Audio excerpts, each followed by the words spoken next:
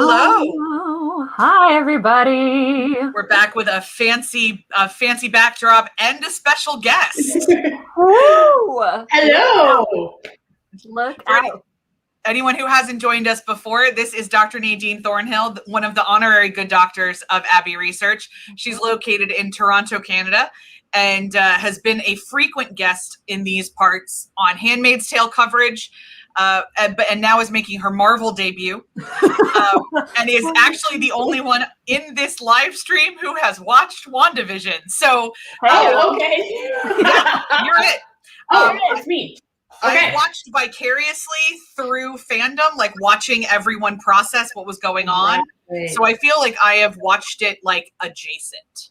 Okay. So, yeah. And I know a lot of people's feelings, including yours, about the finale. So we'll get to that in a minute. Yep.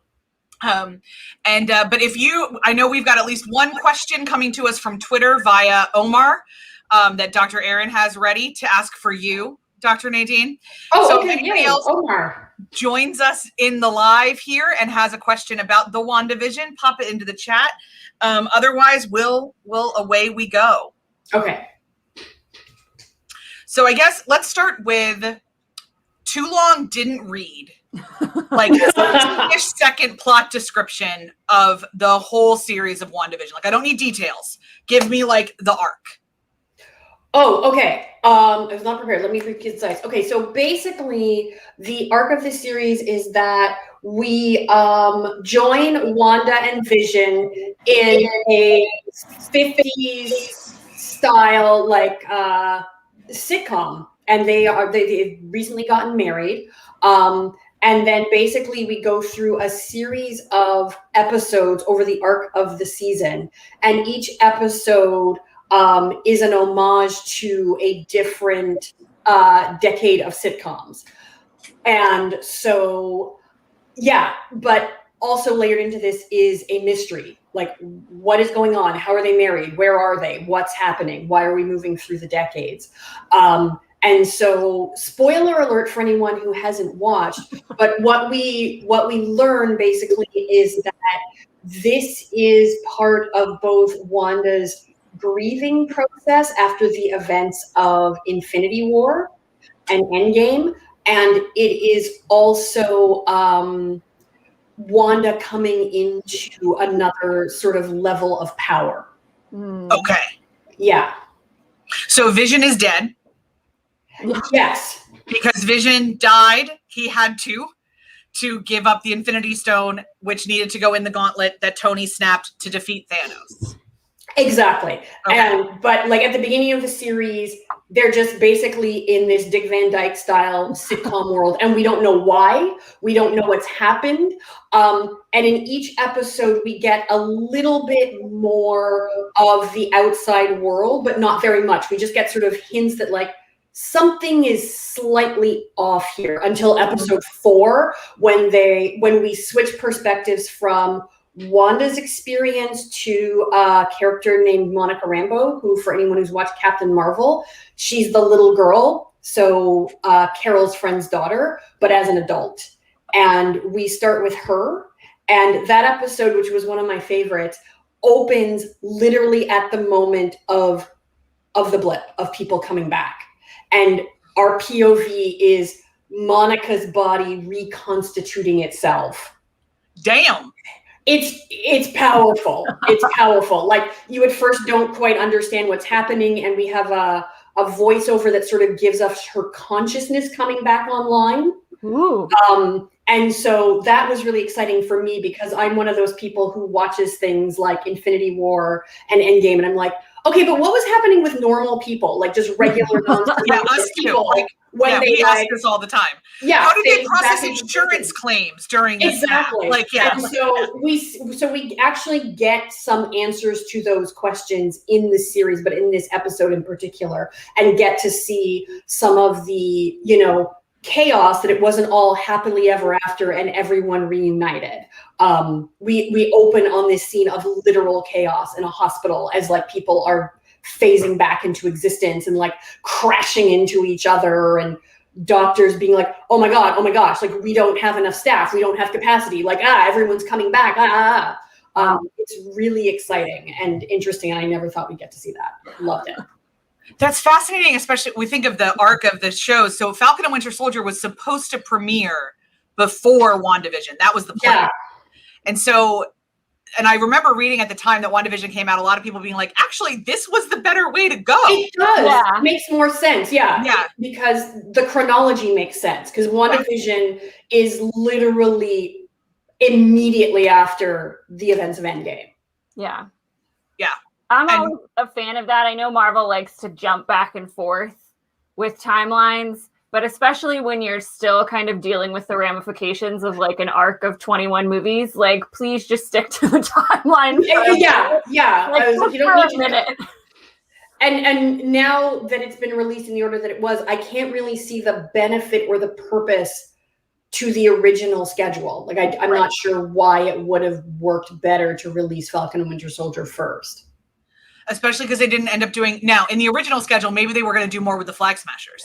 Possibly. Like in the original schedule, we were going to get maybe actually some more conversation, because the way it is aired now, no, there's no reason. Like, because we don't address the blip really, the snap. We don't address the snapshot like at all. No, not at all. So yeah, and I think Multiverse of Madness would have come out before these first 3 series also. Oh, the second Doctor Strange. Yes. Yeah. So I'm not sure if there are going to be things in Doctor Strange that would have sort of given different context to the series. I don't know. Right. That's going to be fascinating. And we've also heard since Elizabeth Olsen has confirmed that WandaVision is a limited series. Yeah. And which again makes sense. Yeah. Yeah. And I think she's also confirmed that she's going to be she's in this, like Scarlet Witch is in the second Doctor Strange. She is. Yeah. Yes. She is. So, yeah. Well, she is now, spoiler alert, she's now Scarlet Witch. If you didn't know that already, I'm sorry. Yeah. She also gets named Scarlet Witch in the series. Yeah. Yeah. It's the first time in the MCU. For me, for those of you that saw my response on Twitter today to Dr. Nadine's post, I furiously read Vulture recaps today just so that I would have some sense of what happened. And I'm gonna have to call out your man at Vulture who did the recaps, Abraham Reisman, who describes himself as a recovering Marvel-holic. Mm-hmm. Your recaps are too long, mate. Too long, but I persisted because you got to some really interesting details, but I like cross-eyed by the end of it. But one of the things that I think was interesting was like it appears that WandaVision's arc was to get her to the place where she is Scarlet Witch, becomes Scarlet Witch, recognizes it, whatever. And like that's the same purpose of the Falcon and the Winter Soldier, right? Is to get Sam from being. So like I kind of like these evolutionary TV shows where they're like, we need a little bit more time rather than just like her showing up in the second Doctor Strange as Scarlet Witch and like leaving all of us who haven't read all the comics to be like, what? How did that happen? Yeah. It's just, it's nice, entertaining, connective tissue. And again, I don't know how the subsequent movies are going to play out, but I can definitely easily imagine that one could, if one was not engaged with the Disney Plus series, that you could pick up with the movies and you wouldn't be completely lost and be like, what the hell happened? I don't understand. I think Feige said that in like the Disney Plus event where they announced all of this. Like he kind of I remember press junkets by what they were all wearing. So it's the one where Sebastian Stan looked like a rejected Backstreet Boy in that whole white outfit. What was that, like in summer of 19? And Feige said that like you will be able to just walk into the next show and like know a fact. And so I'd imagine what he was referring to is like you will know the fact that Sam is now Captain America. You will know the fact that Wanda is Scarlet Witch. And I don't know what facts you'll learn about Loki because I feel like everyone who watched Loki went through some sort of like emotional reckoning with it. Like it feels really intense. I'm waiting for someone to tell me what to think about it. And I think what we've learned from Loki, though, if I can say this, is we've learned there's a multiverse for sure. Yeah. Which we kind of knew, but like Doctor Strange is going to play with that. Yeah. And so is the last Spider-Man. Yeah, we will make sure and link. While I was spending time on Vulture today, I found a Vulture article conveniently, how Marvel's new TV triad will shape the MCU's next phase. Thank you, Brian Tallarico at Vulture for this, and goes through Loki, WandaVision, and Falcon and the Winter Soldier for like what they kind of say and what they imply. And so literally reading from this, we learn from Loki, the season finale of Loki fractured the sacred timeline. Hard. Which is an event that will be about as essential to phase 4 of the MCU as Infinity Stones were to phase 3. Yeah. That makes sense. Yeah. And this fits our dear friend Jay has joined us, my fandom friend Jay, and Jay knows that playing with the multiverse in fanfic is one of my favorite things. So I am now very excited. I like having characters show up to see other multiverse versions of themselves and having like MCU and 616 Tony fight. It's very fun. Then you gotta watch Loki then, if that's your jam. It's straight up your alley, kiddo. Yeah, I mean, I think the plan is I have a dear friend coming in this week for a momcation.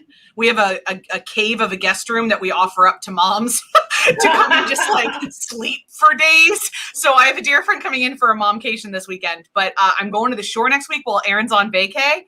And I will be, first of all, watching Schmigadoon. And then I will also be watching Loki now. So This is, Schmigadoon is a country, I think it's Apple Plus, but like everybody lives in a musical. Ooh, fun. Yes, that sounds like Kristen. That sounds like right up my alley. Yeah, and Alan Cumming is involved, and that's really all I need to know. Oh my God, I love Alan Cumming so much. And so's Tveit. Aaron Tveit's in it, and I believe he sings. Oh! Stop! I mean, how could he not? I know. Yes, what a waste. Well, I mean, they put him on Gossip Girl and didn't have him sing, which was a crime against nature. So human rights violation that. But anyway, back to WandaVision. We're getting a little loose here, but what I'd like to cover before we do anything else, Nadine, is let's just dive into it. Why do you hate the finale? Okay, so now that I've had time to sit with it and process it, I don't hate the finale. It's just that the finale was not as solid for me as a lot of the rest of the season, particularly the 2 episodes prior to the finale. It felt like in the finale, they were like, we got to Marvel it up. So you had the sort of, villain and protagonist who basically had the equal power set fighting each other. They shoehorned in a lot of action sequences where it was like, this show has not really been about action sequences at all. So it just it almost felt like it belonged to a different series. And because up until then, this series had done so much emotional exploration, which I thought was really interesting and refreshing. And I was really enjoying it in the superhero context. It was one of the few times when I watched a Marvel property where I was like, less battles, less battles, more like sitting and talking and feeling our feelings and then having them, express themselves as interesting, weird powers. Like that's what I've been doing this whole time. And that's what I want. I just don't need the fighty, which is weird for me in Marvel because I really love the fighty. Like a little bit, but not too much. Yeah. But I also want to bring up the thing you and I talked about right afterwards, which was the idea that Wanda enslaved this town of people out of her grief. Yeah, they didn't deal with that at all. And their perspective on it was sort of, well, she did the right thing because in the end she let them go. And it was almost like, poor Wanda, these people don't understand how much she sacrificed for them. And I was like, yeah, but they don't have to understand that. Like she just did the right thing eventually. And that was problematic and did it make me like Wanda less? Yeah, a little bit. And it made me like the show a little less. It was like, and I will say that's probably one of the overall criticisms I would have of the show is that if what you're telling me is that Wanda, like, not only enslaved people, but enslaved them in a way where, there was just the inherent harm of taking away people's consent and agency, but also it seemed like they were physically being harmed and emotionally, internally tormented. So it wasn't just, oh, we're going about our lives without choice. Like they say in the finale, like this was torture and we're in agony. Like at one point there are characters who were like, just kill us. If you're not going to let us go, kill us. Like we would rather die than exist this way. And I'm like, oh, okay. Well, you kind of glossed over that whole thing for the whole show. And again, I'm like, you didn't actually have to make it that terrible. Like, right. You know, you could have narratively then created something where she, and it's pretty ambiguous as to whether she didn't do it on purpose, at least not initially, but it's ambiguous as to at what point did she fully understand what she was doing and when did she have the choice to stop. Right. It was probably earlier than she actually did it, but it's never clear. So I'm like, okay, but if we're going to say that she involuntarily enslaved these people, still bad. I'm like, you didn't have to write in that, oh, by the way, these past 8 weeks, all of these characters that you've sort of grown to care about and you're familiar with have been in absolute agony and torture the entire time. It's like, yeah, and like from what I read, there were snippets of this, right? Like when people would break through her hex and like start screaming, like, you have to help us, you have to help us. Or the one time they pan and there's this person like, you know, sweeping their front porch and like a tear streaming down their face. Like, so, and that was a choice that they made as the show. And like, as the show, we know Wanda's powers. We know she could have done it in a way that wasn't torturous and painful. And like you said, you know, at the beginning, she appears to not have control over what happens. And it is like an explosion of her grief and loss and all of those things. But yeah, it's a real serious question at what point she recognizes that and realizes that she's still manipulating these people. And there's one episode towards the middle because it's Vision who starts to clue in that like something's weird and something's off. And earlier, it seems when her power is stronger, she just sort of edits him so he forgets. Or, you know, he'll start to say, but something's wrong here. And then there'll be like a quick cut in the editing and it's clear that we don't know at the time, but someone has just sort of slightly rewritten the scene and then he'll forget and sort of stay in character. But at some point, Vision comes to Wanda and he's like, you can't control me anymore. Something's wrong. Something's off. And she says, and I think she's sincere based on the way Elizabeth Olsen plays the scene. She's like, that's ridiculous. Like, how on earth would I be controlling all of these people and like sending them to their jobs and sending them to dentist appointments? Like, I can't do that. And I think what we're meant to take from it in that scene is that the part of her that's still grieving won't allow her to hear what Vision's saying, but also because she hasn't been that powerful up until now, she sort of in her own mind has plausible deniability and is like, I can't do this stuff. Right. Like, I've never been able to do this kind of stuff. I'm not doing it. At the same time, so this is where I just need to say I don't like Wanda Maximoff as a character, which is why I didn't watch. Yeah.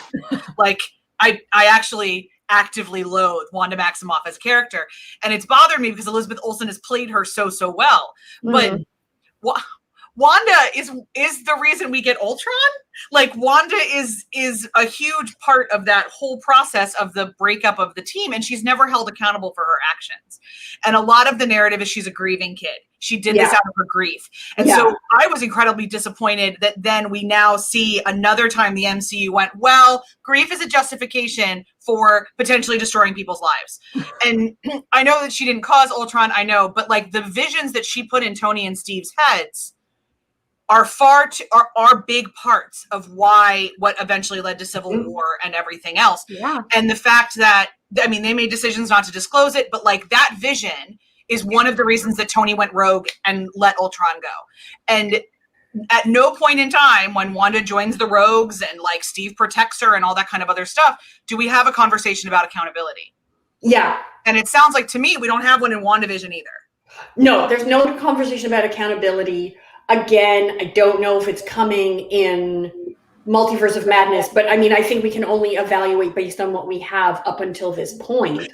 And up until this point, there's been no accountability. The other thing that disappointed me in the finale, and I feel bad because I'm like, I'm complaining about the finale when there were so many things that I loved about the series overall. But the other thing that was problematic for me in the finale is that part of the reason that all of this, the events of WandaVision happen, is because she clearly has no outlet for her grief. Like, what we learn is that this isn't only her grief over Vision, this is her grief over losing her parents, over losing her brother, over having been tortured. And then we see that at one point she went to recover Vision's body and basically saw him being dismembered and, you know, basically was told he's just a thing and he's not yours. Yeah. So it's just all of this impacted grief that just it literally explodes out of her. And we, again, spoiler alert, go away if you haven't watched the series and you plan to, because this was, for me, it was a really powerful moment. We learn that the Vision that she's been interacting with is a Vision she created. We were led to believe throughout the series that it is in fact his reanimated corpse that she's controlling, and it's not. He's like a full creation from her. And just from her longing to have him back. It's a really powerful, beautifully shot scene. Makes me cry every time I watch it.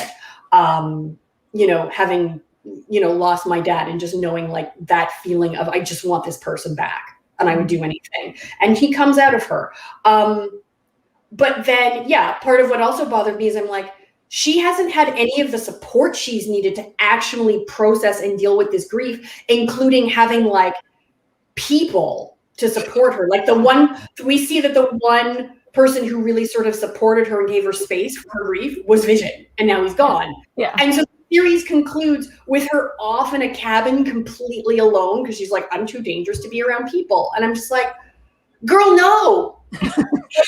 No. You are not Elsa. You need to come back. You're too dangerous. Yeah, I'm like, this is not to be around people. Yeah, I'm like, no. Like I don't like, after they did such a beautiful job, I think, of illustrating grief and how people cope, and specifically how people use things like TV and escapism to like deal, and doing some really interesting stuff with like maladaptive daydreaming and blah, blah, blah. I'm like, how is the message of this? Look, if you are like in emotional distress, the thing you need to do is go as far away from everyone as possible so that you don't bother them with your grieving, because you're going to destroy everyone around you. I'm like, so yeah, I was like, kids, no. Opposite of that. But in some ways, that's a beautiful like summary of the MCU. We do beautiful things for 90% of the time, and then we screw up the landing. I was like, no. I'm like, she needs to go find the other Avengers and be like, look, you've kind of been like crappy friends to me. You know that like my only person / humanoid / robot fiance was killed in front of me after I had to kill him, and you know all the crap I've been through. Like, why did you just let me show up at Tony's funeral and then all abandon me?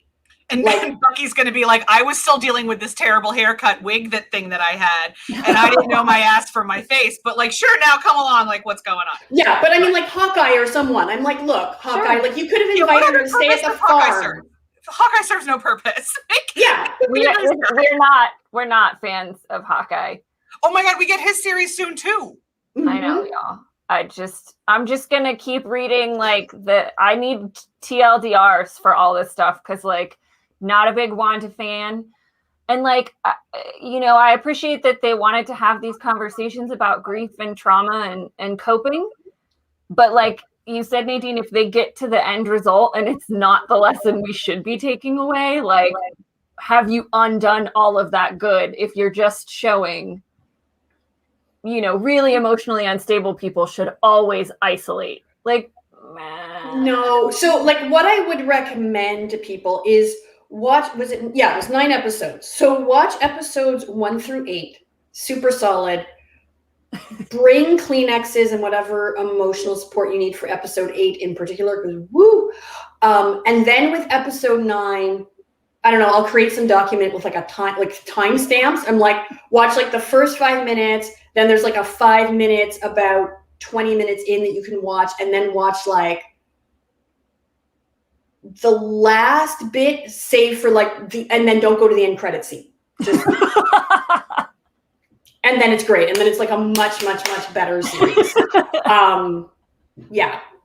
Solid advice. Solid advice. Yeah, there's like 9 minutes of the finale where I'm like, if you just take those 9 minutes, it works. It's good. We're solid. Let's do it. It's gonna, I mean, all of us who love Marvel at the level the three of us do have things like that. Like I really like Infinity War if we take out this 20 minutes, you know, like those. Yeah. I would have liked Endgame a little bit more. Our friend Jay is gonna start a new hashtag release the Nadine cut. I mean, the Marvel universe would all be better if we could make our own. That's amazing. I love that. Thank you, Jay. So many times. Yeah, if we could have not had Hawkeye killing like half of Shanghai for no reason in Endgame, I would have liked some of it better. So like there's a lot of things like that, which is why I do transformative works and why we have these conversations. So it's all really joyful. I am intrigued though, either Erin from your recaps or Nadine from your watching it, what are the positive things it says about grief? I can't go because your man like wasn't super adept at analyzing that. Though I think he did get into it a little bit in terms of, you know, when she realizes what she's done and like kind of Agatha takes her through the process of recreating, enslaving Westview. And she sees, you know, the timeline of events, as you will. And I think, like, you know, exposition helps. For me, I mean, I think all the positive things I would take away from it are, like, opposites. Like, what it shows you is, like, people in trauma need support systems in therapy. Like, people... You know, so you who watched it can speak more to specifically what the show says positively about these things. Okay, so one thing I thought they did beautifully is that because this show is set up as a mystery for the audience. So if you're coming in cold and you know nothing, which I didn't know anything about the show really, other than it was like based on sitcoms, is that, as I said, slowly as the episodes progress, particularly those first 3, is you get these sort of just little moments where it's like, okay, I think this is a facade and something will break through. Like something is a little bit just slightly off enough that you're like, what is this? And it's unsettling and it's disturbing and it's disturbing to Wanda, but it's also disturbing to us. And it's just this signal of, as we've been sitting here enjoying this, like, you know, 50s or 60s pastiche of, you know, this classic sitcoms that we enjoy, and kind of, and I think, like, especially for people who may have been fans or shipped Wanda and Vision, you're just like, oh, like, this is so lovely. We just get to see them as like an ordinary couple, you know, running a household and like getting pregnant and having babies. And then, wait, what? That, I think, for me, really resonated to the experience of like holding back grief. And it made me think of times in my life where something devastating has happened.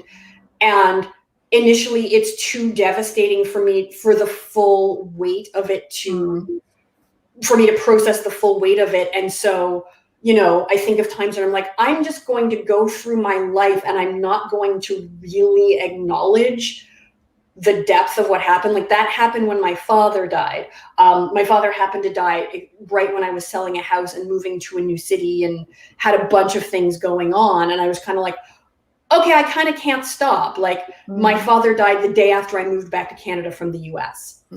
And I went to the hospital. I was with him. He died. And then when I left the hospital, my first thought was, oh, okay, I have to go get a new cell phone. And then I have to go sign the lease on my apartment. And that's what I did. And everyone was like, you don't have to do this. And I was like, no, I'm fine. I'm fine. I'm fine. I'm fine. And then there was just this moment. I remember that evening when I was with my future landlord, where I was just like,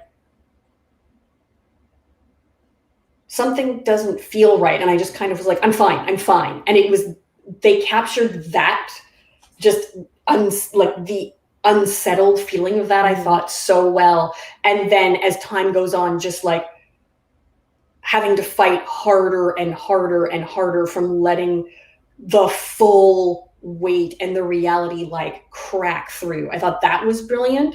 The other thing I thought they did well was illustrate how it's not, when you lose someone, it's not just grieving the absence of the person, it's grieving the loss of identity you have being attached to that person. And again, I'm going to tie a lot of this back to my father dying because it's the most sort of acute experience of grief that I've ever had. Yeah, there was a time where I realized, oh, part of my grief is I'm grieving that I am not a person who has a father anymore, not my actual dad being gone, that you're grieving the life you envisioned having with that person. Now, I think that's different with someone who's your de facto spouse as opposed to someone who's your parent. You know, I'm an adult, I'm middle-aged, like it's not like I didn't think, oh, my dad's not going to die someday, or that I envisioned like him being in my life until I was super old. But also because it happened suddenly, I was like, but I had planned to do things with my dad, like even, you know, that year or the next year or whatever. And all of that is gone. So it's grieving that too. Like a big part of the story is her living with Vision and having kids and raising a family. And it's clear that that's also the stuff she had to let go of. They were going to we find out in this penultimate episode that he had bought a lot for them in this little town where they were going to build this house and grow old together and settle down. And that's also what she's grieving. She's like, you know, the kids we were going to have together, the home we were going to have together, the community we were going to be a part of, all of that is gone.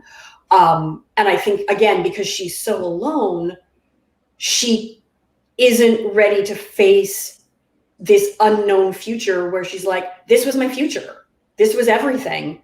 And it's all gone. And it's heartbreaking. And then we see the progression also of depression, that she starts to fall into a depression and she becomes increasingly less functional, and that it's not necessarily time heals, that if you're not dealing and processing, then time makes it worse. And so we see her start to deteriorate mentally and emotionally, where to the point where at a certain point, she's like, I don't actually even care if Vision is here or not. Like this Vision that I've created. She's doing all this to fight for Vision and to keep Vision in her life. And she gets to the point where she's so depressed and she's so broken down that she's like, meh, whatever. Like I can't get out of bed.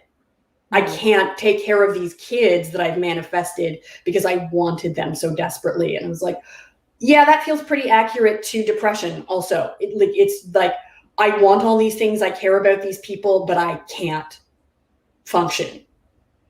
All of that was like just mwah, mwah, mwah. And then like, damn it, if they'd only stuck the landing.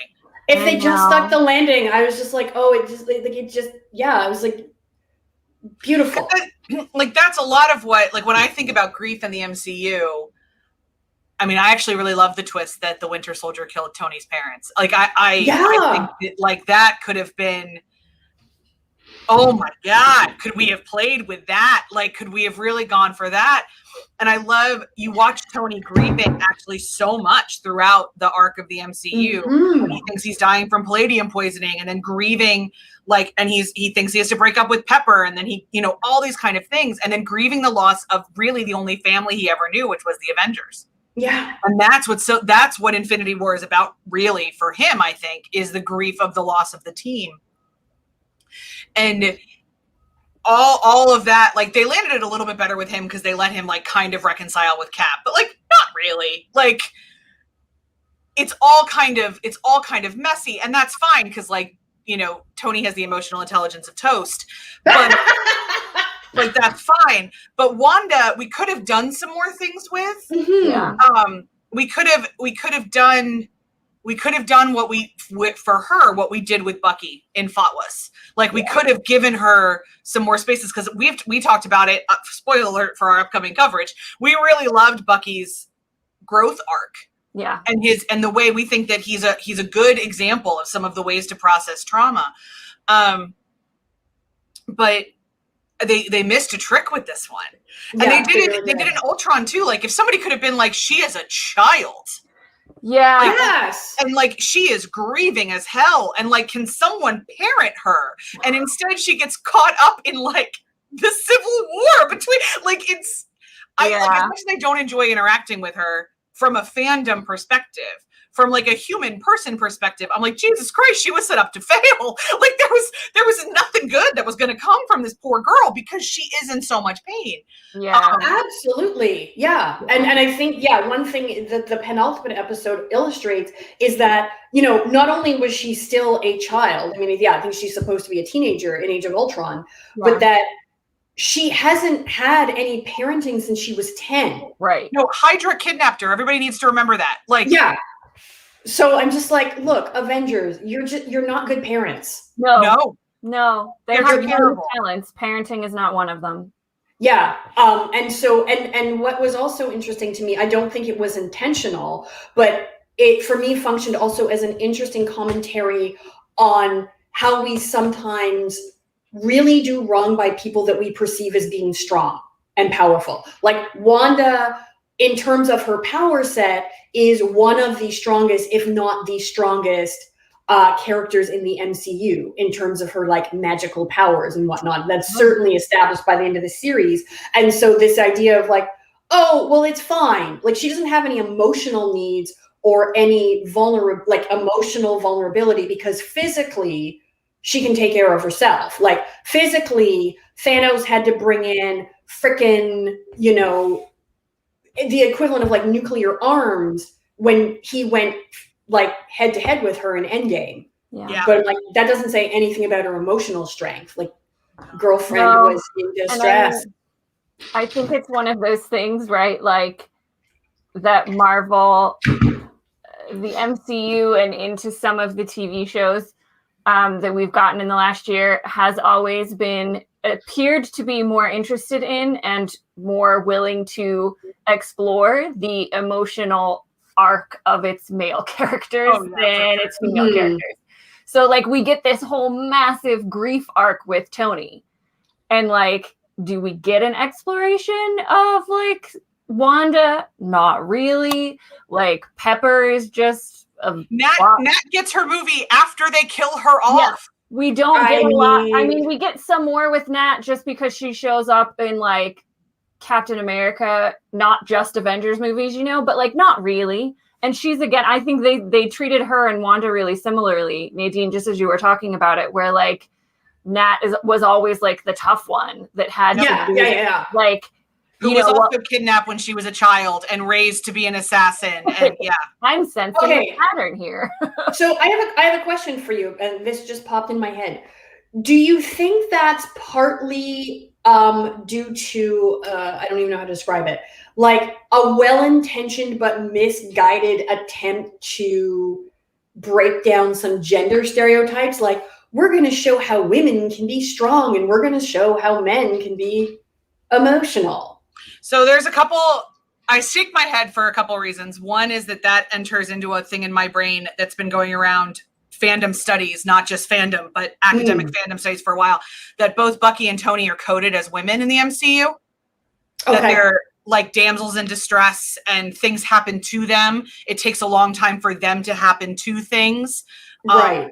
And all that kind of stuff. So they did the male characters torture arcs, but they had to make them female coded first, which is an interesting thing to play around with.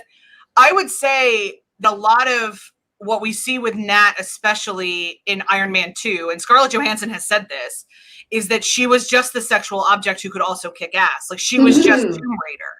And that was her job. And they had her show up in Civil War because they needed the connection between the Winter Soldier. Like they needed her to make that connection. And she was the one to get set up to do that.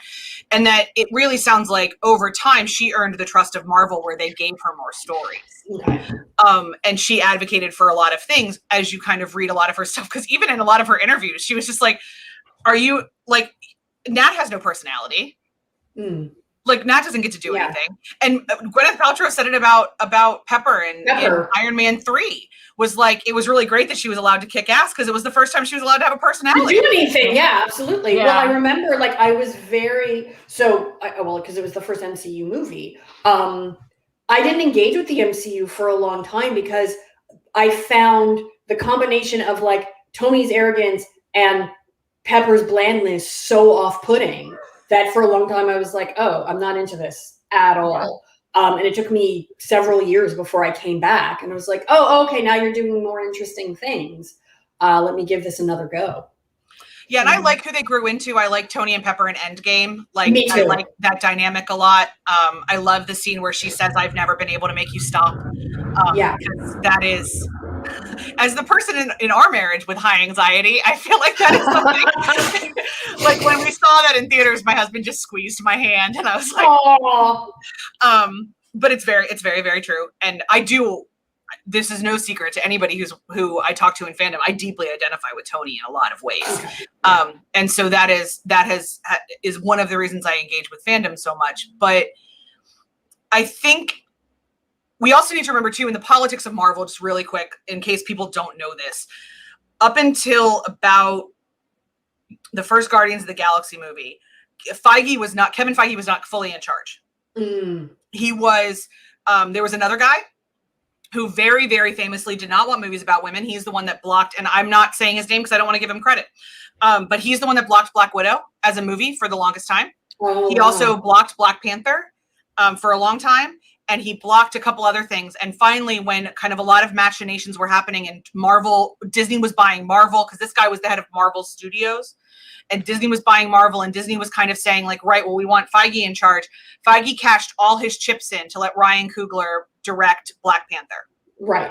So that's why Black Widow got shelved. That's why there were some other movies that were maybe going to happen. MJ was supposed to was actually supposed to become Gwen at one point, Spider-Gwen, not Gwen Stacy.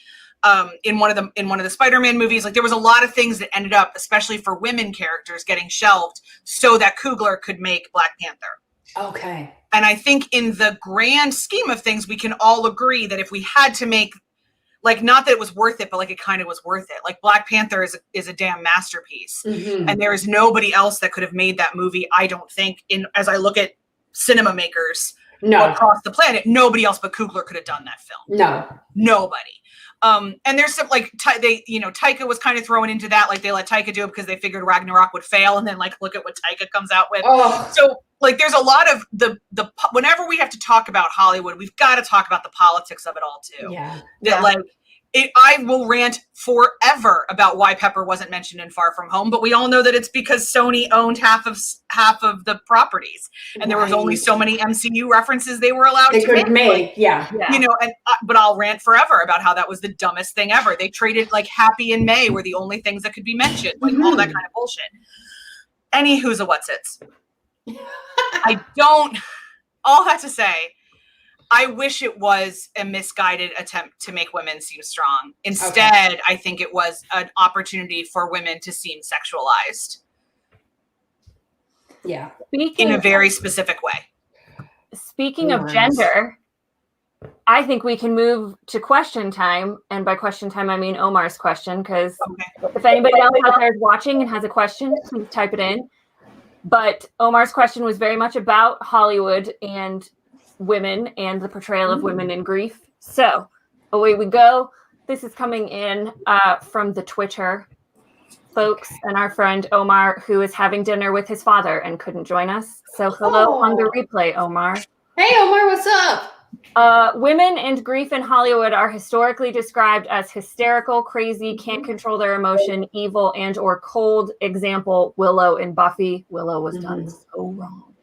As the show has been able to avoid the sexist widow trope while still being true? If yes, how? And what makes it a better representation than usual?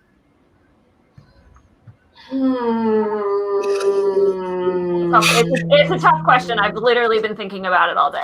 I'm like, has it though? I mean, I feel like you answered that, Nadine, where it's like, well, at the end of it, she's alone. She's alone and she enslaved the town. And her grief was crazy and destructive. It sounds like she was kind of hysterical in the Hollywood parlance. So I want to mention something here, and it's not going to be a direct answer to this question, but it's to do with that idea of, you know, how women's just emotional distress is framed and labeled. You know, how it's often, so I'm watching for the second time in like 2 months, Crazy Ex-Girlfriend, which is now one of my favorite shows. It's brilliant and deals, you know, it's ostensibly a romantic musical comedy, but in fact is an entire treatise about a woman who has legitimate mental health issues.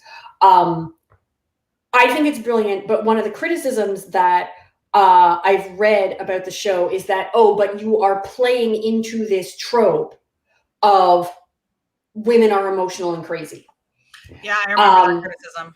Yeah, and so my thing is sort of my, not even clapback, but my challenge to that is, why do we have to let people who are making bad faith arguments and statements about women's legitimate experiences and legitimate reactions to terrible things frame these conversations?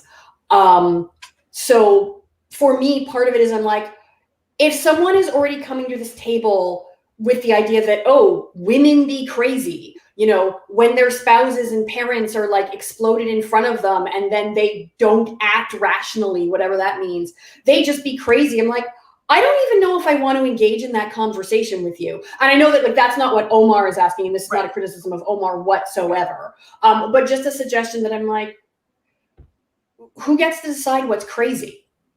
Because if you're going to come to me and like, So yes, enslaving an entire town because you are grieving, that is beyond the pale. You have crossed the line. Not okay. Absolutely not. But, you know, not being able to access your rational side, crying, having like emotional displays, being needy, all of those things. I'm like, yeah, I think those are all completely common human responses to grief, to loss, to sadness, to fear, to insecurity. I'm like, all women exist in a world that has been fundamentally set up and designed to serve and support men, and like very specific men and their needs. So any of us who don't hold that identity by default will be kind of out of place, and that's going to manifest. So I'm like, if you're coming to be like, I don't really care about trying to debunk some person's idea that women be crazy, because if that's how you're coming to me, like, we're not having a good faith discussion to begin with, and it's not my job to convince you that women are not crazy when they're just being human. Like, being messy and emotional is part of the human condition. And when women do it, some people will always and automatically label it as crazy. And when men do it, some people will always and automatically label it as understandable and a reasonable reaction. So I'm like, I don't like, I'm kind of reluctant to even get into those conversations, because I don't think the people who are making the argument or who are buying into this idea that women are crazy and hysterical are ever going to be convinced by anything that anyone creates or says or argues. I just don't think they're coming into the conversation in good faith. So that's my long-winded way of saying I kind of didn't ever think of it in those terms. Fair enough. I think you brought up a really interesting point too, that like, because we know the history of the way women have been treated, namely with the, you know, invention of hysteria and its use to control women's emotions and agencies and bodily autonomy, like that lingers so much in our cultural awareness that it is now a trope in which if we see a woman on screen who is crying, we've been culturally conditioned to say like, oh, maybe she's being Like, are they portraying her in a stereotype when really the conversation we should be having is what are, healthy emotional responses to things? And like, it is a broad spectrum that we have condensed into very small acceptable behaviors. And what we should be doing is having a conversation about what the spectrum of emotional response looks like in humans. Yeah. So to me, the conversation that I want to have around like Wanda and her mental emotional state, which we've been having, is okay. So, if Wanda were an IRL person, or maybe not, maybe even a fictional character, and she's exhibiting these behaviors, what would help her get to a better, healthier place? Whether it's a woman IRL who is, perhaps exhibiting maladaptive behaviors around her ex-boyfriend, or a woman who is grieving and is, exhibiting maybe maladaptive behaviors, or is just having trouble getting through her day-to-day life. And like, what I'm concerned with is, okay, then what does she need? How do we help her? How do we support her? I'm far less concerned about how do we label her or her behavior, unless that label is something like a mental health diagnosis that will help her access the support and resources that will get her to a place where she feels happier, healthier, more joyful, more functional, but not just being like, she's hysterical. My God. That, and as someone who lives with mental health issues, I think I'm particularly sensitive about that. Like, you can call me hysterical if you want to, but you're not helping me. Oh, bless. Yeah, I mean, the more interesting question is, why is she behaving that way? Exactly. Rather than why are we bothered by that behavior? Yeah. Yeah. And it's very clear that, at least in this incarnation of this limited series, that they weren't interested in having that conversation about what it looks like to provide support for Wanda, because their solution was go live in a cabin in the woods. And I've read speculation that that's because she's about to be the big bad. Yeah. See, yeah. And like, and I understand why this is a limited series, but it's like, to me, I'm like, you could do a season 2 about, what does it look like when the most powerful witch of all time needs to get emotional support? Like, tell me, like, what support group Can is she going go to to? Hermione Granger for therapy? Like, can Right. we get a crossover? Let's do that. I'm into it. Steve Rogers had that support group in Endgame at the beginning of it. I'm like, I want to see one of those with like Wanda and other superpowered people. We're like, yeah, the events, the blip has messed up our lives. We got hella powers, but part of our recovery is learning to use them in ethical ways.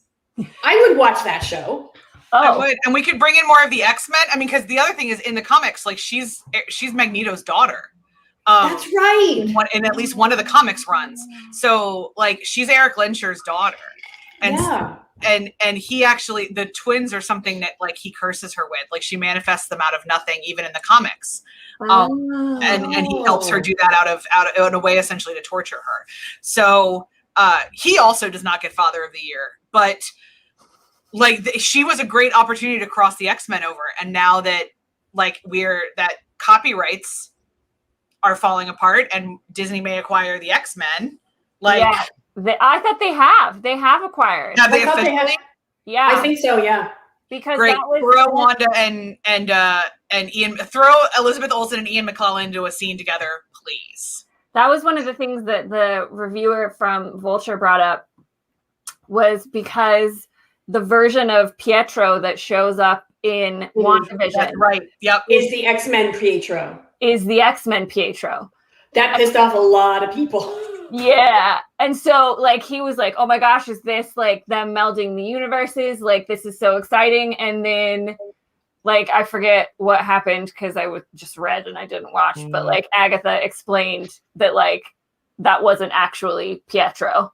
He's just some guy. He's like just in some the guy. MCO, he's just some random guy that like Agatha Wanda couldn't manifest him, or no, Agatha manifested him, but like because Pietro's body was like far away, she couldn't do it, so she just picked like random person. Some dude. But it So in just other words, happened. Aaron Taylor Johnson did not want to be in the show, and so we Right, picked the other kid, and now we're gonna retcon it. Okay, got it. And then, you know, what's his name? Evan Peters was like, yeah, I'll do it. I like being Yeah.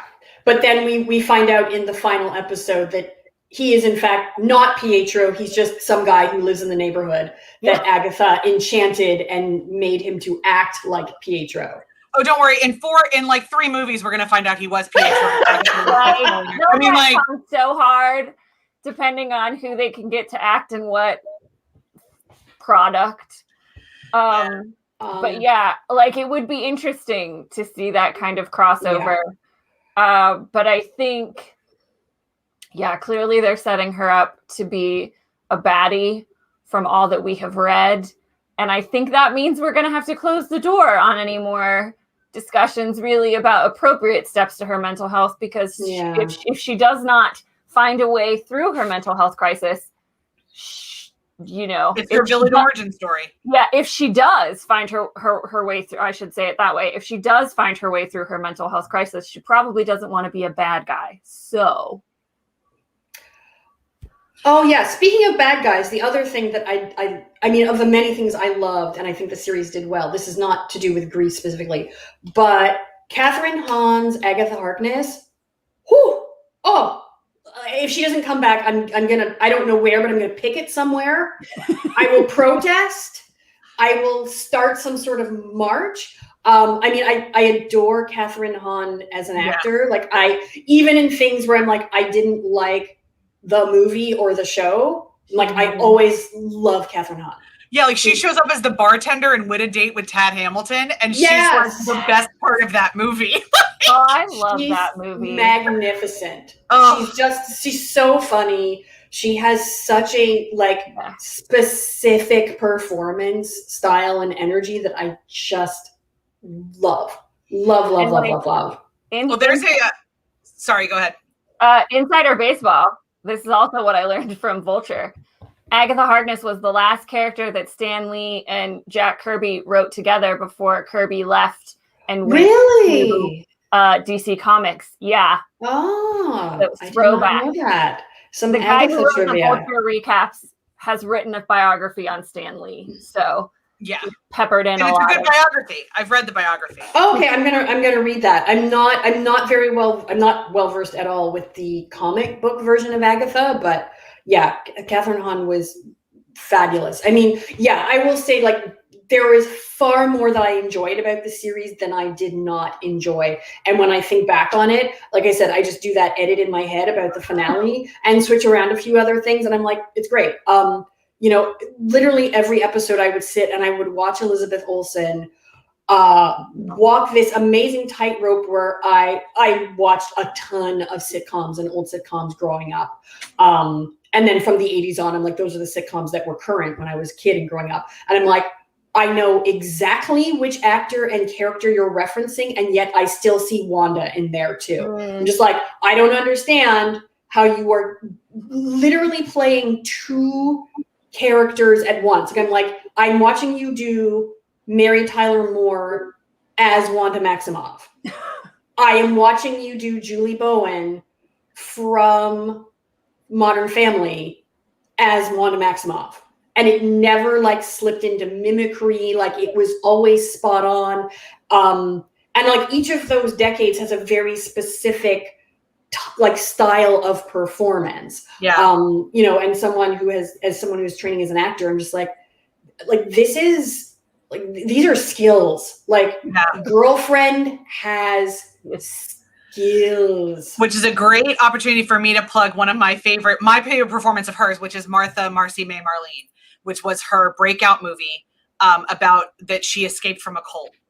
And her trauma recovery from a cult. So this is like back in the aughts somewhere, but Martha Marcy May Marlene, it is. Ooh.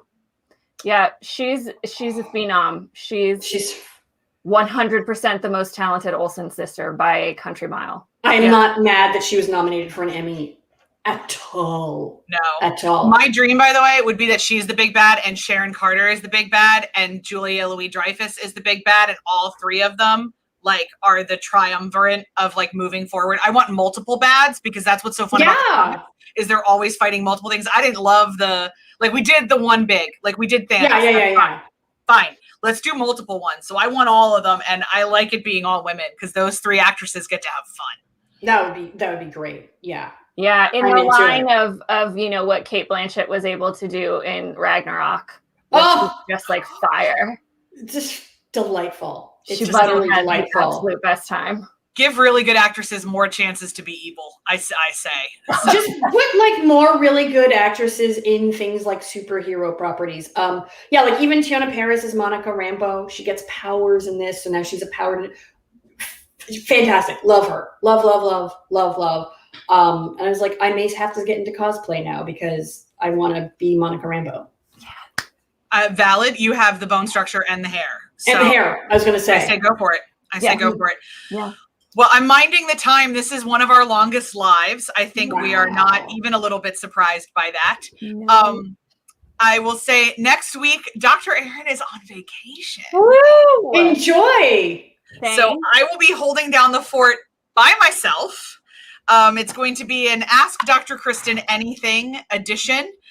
We can talk about the company, talk about empathy, talk more about Marvel. You can hop in and I will be happy to talk about all my theories about why Winter Iron is actually my favorite ship, and why I ship Bucky and Tony together, even though they had exactly 4 seconds together in the MCU. Why that makes sense in my head. I'd be happy to talk about that. But I'll be hanging out with you guys next Tuesday at 3 p.m. And then Dr. Erin and I will be back the week after with a discussion about the gender pay gap. Ooh, nice. Okay, I'm putting a note in my calendar to come by and hang out with you next Tuesday at 3 p.m. Sounds great. Ask you questions. Yay. Do it. Ask her what it's like to be a multiple TED Talk speaker. I am. I'm going to prepare some questions for you in the chat. Yeah.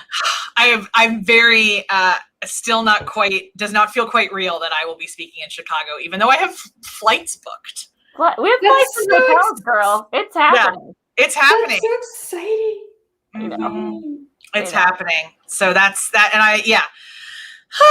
I'll be talking about that. I'm happy to talk about the process of writing, but really, like, I'm a lot more entertaining about pop culture. So you probably If you want to ask her any questions about Haiti, we just did our filming for that portion of the Colonizers World Tour, and we had some real thoughts and feelings. So, run the gamut, folks. Come with questions. I will be halfway up or down a mountain in my hometown in Colorado, but I have all the faith that you will pepper her. See what I did there? With questions. And I will be happy to answer them all next week. And as always, if you're joining us on the replay crew for this one, hello, Omar in particular, but also replay crew. I'll leave questions for Nadine. She checks and she will be answering them. And we will make sure that any she misses that she answers as well. We will keep this conversation going about what Marvel can teach us, because they're evidently not stopping the content. So we're not going to stop the discussions. We will not be covering Loki. Official announcement for a whole host of reasons, including that I got another TED Talk, and just the practicalities of that. But we will be popping in and out. We'll be happy to talk. We definitely have friends that have watched Loki. We know people that are going to watch Hawkeye. I will continue to write fanfic about it all, and we will continue to talk about Marvel. And as soon as they give us more Star Wars stuff, Dr. Erin will put on her nerd hat and give us some more Star Wars thoughts. Yes, and also next Tuesday, I should say next week, y'all, starts off the Falcon and the Winter Soldier coverage, episode 1. On Thursday the 29th. On Thursday the 29th. Whoa, we had a lot to say. All of our videos were between half an hour and an hour. So make sure you have some time. Set it aside. Join us for those conversations as well. My favorite is on episode 3, which is the episode where nothing really happens. We were like, oh, nothing really happens. I think that video is 42 minutes long. Yeah, we're like, oh, this will be a real quick conversation. We don't have a lot to say about episode 3, 45 minutes later. Amazing. Yeah. We recorded a few of them together in Dr. Aaron's office, so we will also be in the same frame. Ooh. Craziness. Okay, friends, it's been a delight as always, Nadine. Anytime, girl. Nadine. Oh, thank you. This was awesome. And Shout out to you, Omar. Omar and I follow each other on Twitter now, so we're like buds. Bringing people together. Exactly. Amazing. This was so fun. It's always fun. It's always a blast. Oh, so much fun. Okay, guys, we'll see you later. Okay, bye.